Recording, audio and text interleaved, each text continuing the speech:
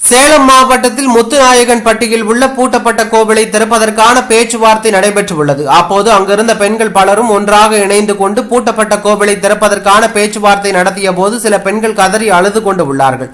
அப்போது பாமக எம்எல்ஏ அருள் திடீரென மிகவும் கோபமடைந்து அங்கிருந்த பெண்களுக்கு முன்பு, உங்களுடைய வீட்டில் ஆம்பளை இல்லையா, எதற்காக இங்கு வரவில்லை என்பது போல மிகவும் கீழ்த்தரமாக பேசினார். அவர் பேசியதை பார்த்து சில பெண்கள் தங்களுடைய கைகளையும் பாவமாக கும்பிட்டு உள்ளார்கள். இருப்பினும் நிறுத்தாமல் தொடர்ச்சியாக எம்எல்ஏ அருள் கீழ்த்தரமாகவே பேசிக் கொண்டு இருந்தார். இந்த சம்பவம் நடந்த போது அங்கிருந்த ஒருவர் அதனை வீடியோவாக பதிவு செய்து தன்னுடைய சமூக வலைதள பக்கத்தில் வெளியிட்ட நிலையில் வீடியோ தற்போது வைரலாகி வருகிறது. வீடியோவை பார்த்த பலரும் பாமக எம்எல்ஏ அருளின் கீழ்த்தரமான பேச்சு எனவும், பெண்களிடம் எப்படி பேச வேண்டும் என்று கூடவா தெரியாது எனவும் கண்டனங்களை பதிவு செய்து வருவதாக தகவல் வெளியாகி பரபரப்பையும் அதிர்ச்சியும் ஏற்படுத்தி உள்ளது.